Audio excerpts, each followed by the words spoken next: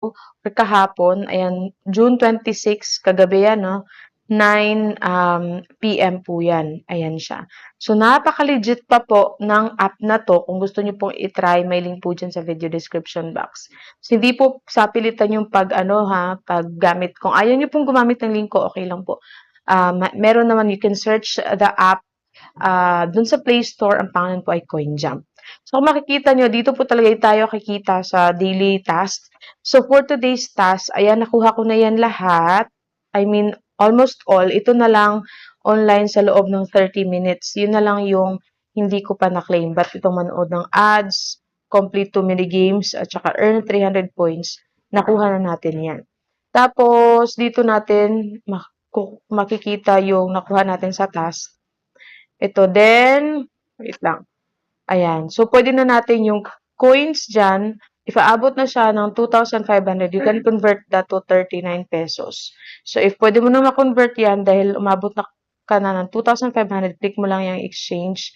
And then, mapupunta yan dito sa green cash. Ayan siya. And then, dito yan.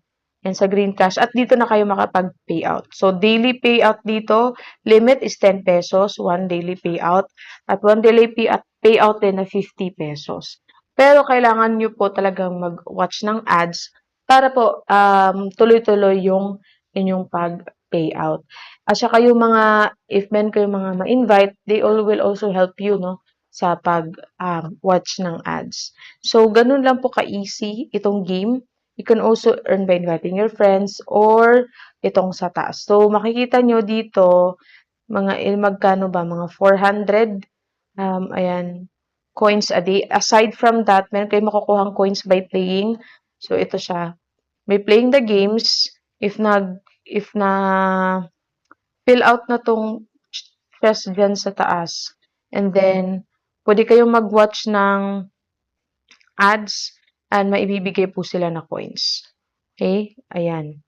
So, bigyan ko lang kayo ng example. Ayan siya. Ayan. So, you can claim.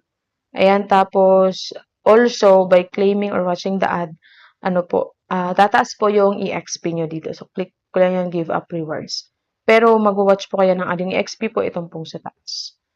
Ayan. So, this is an update lang po sa app na na-feature ko na dati. So, until now, ay paying pa po itong si CoinJump. Sa mga hindi pa po naka-try ng CoinJump, ay itry nyo na po dahil legit na legit po itong app na ito. So, I think hanggang dito lang po yung ating video because this is just an update video. Maraming salamat sa panonood. God bless po sa inyong lahat.